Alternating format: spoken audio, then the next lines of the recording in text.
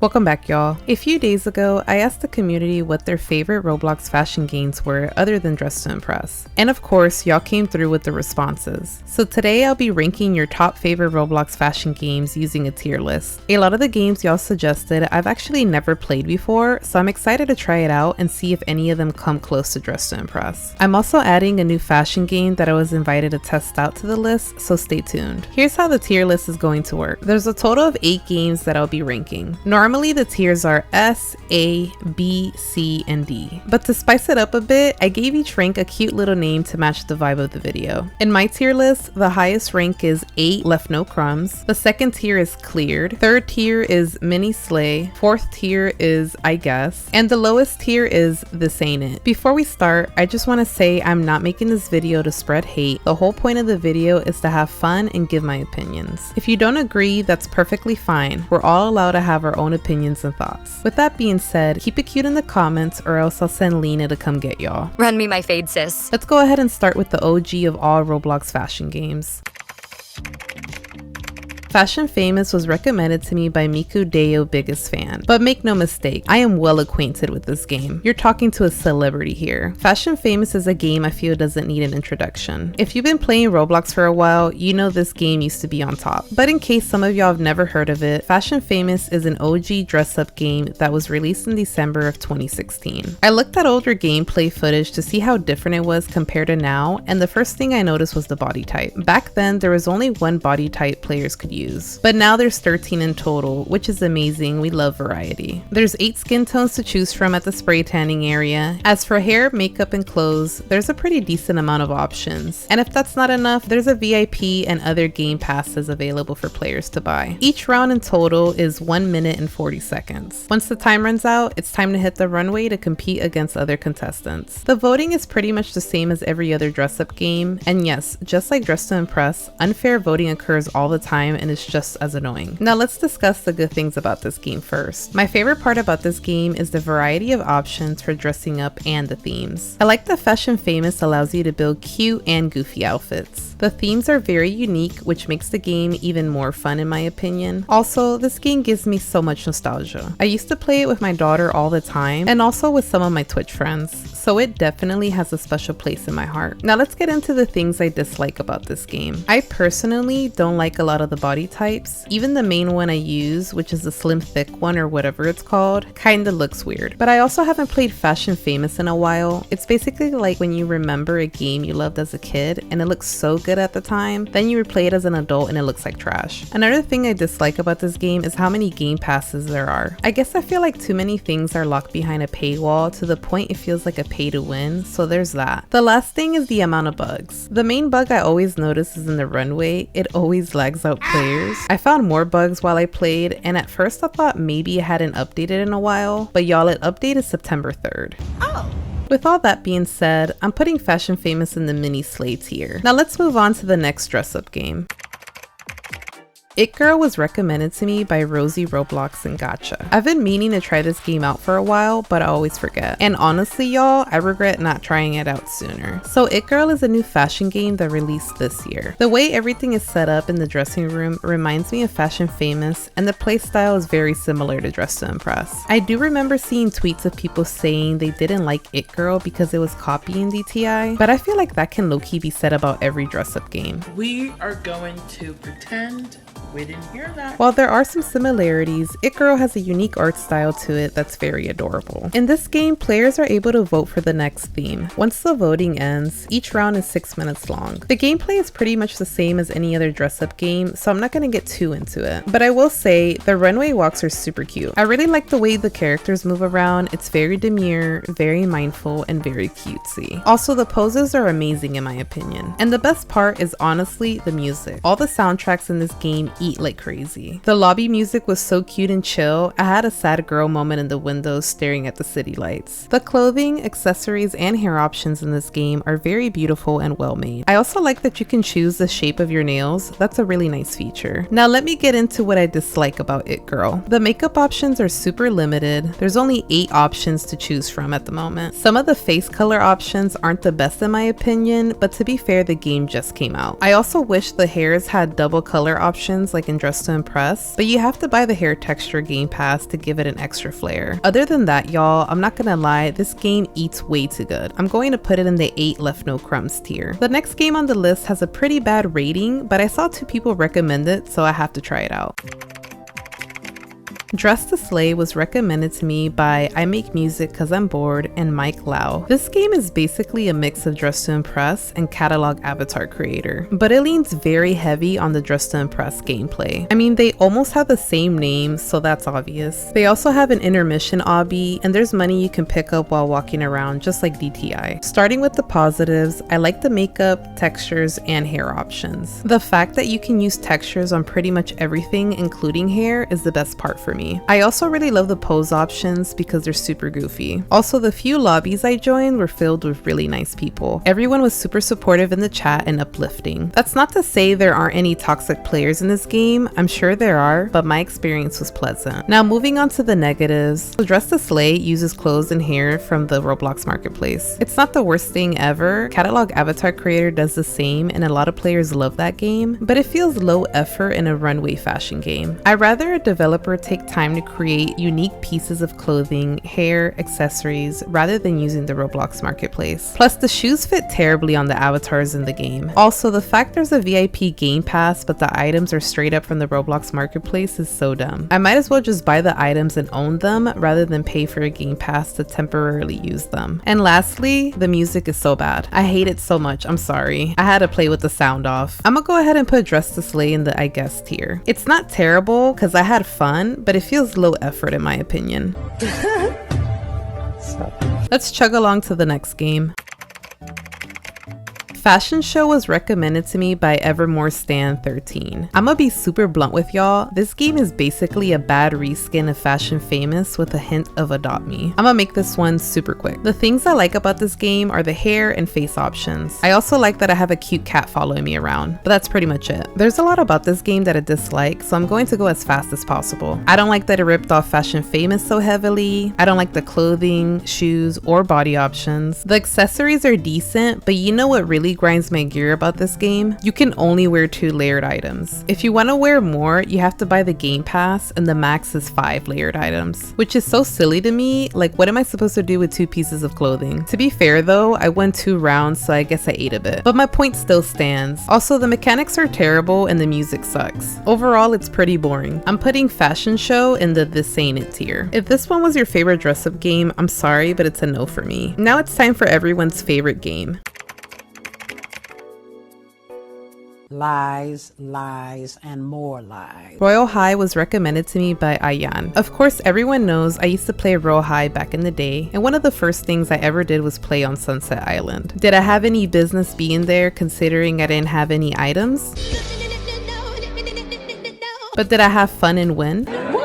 Now I know Royale High is way more than just a dress-up game, but for the sake of this video, I'm only going to be talking about Sunset Island. For those of you who don't know, Sunset Island is the location where Royale High players gather to compete in pageants. There's a different theme each round, and players get a total of 10 minutes to get dressed up, which I think is great considering that it takes a while to put an outfit together on Royale High. Once the time's up, everyone gathers on the stage and 2 players are randomly chosen to answer pageant questions. It doesn't really affect the voting that much, unless people really like what you said. After the question portion is done, all the players walk across the runway, and that's where the voting begins. Each player has a total of 3 roses to give out. The top 3 players to receive the most roses win and earn diamonds. Honestly, my favorite thing about Sunset Island is the voting system. It's way better than the 5-star rating one. I'm not sure what happens if you don't give your roses to anyone, but either way the voting still works out. I love the pageant concept as well. It's something I haven't seen in any other fashion game that I've played so far. Overall, it's fun, but of course, we need to talk about the negatives. While I do love the voting system, Sunset Island is unfair to new players. The majority of people competing have been grinding for months or even years, so they have more clothing options than the average player would. The only thing players have equal access to is the makeup and hair. In my gameplay footage, you can see the difference between veteran and newer players. That's pretty much the only thing I hate about Sunset Island. It would be cool if Royale High added different servers to separate new and older players. players, or at least level out the playing field. They could give players access to all the items specifically for pageants so it's not unfair, but the devs will probably never do that. With all that being said, I'm going to put Royale High in the mini sleigh tier. Sunset Island is fun, but it still needs work. Okay, for real this time, let's talk about everyone's favorite dress-up game, the current queen of Roblox Fashion, Dress to Impress.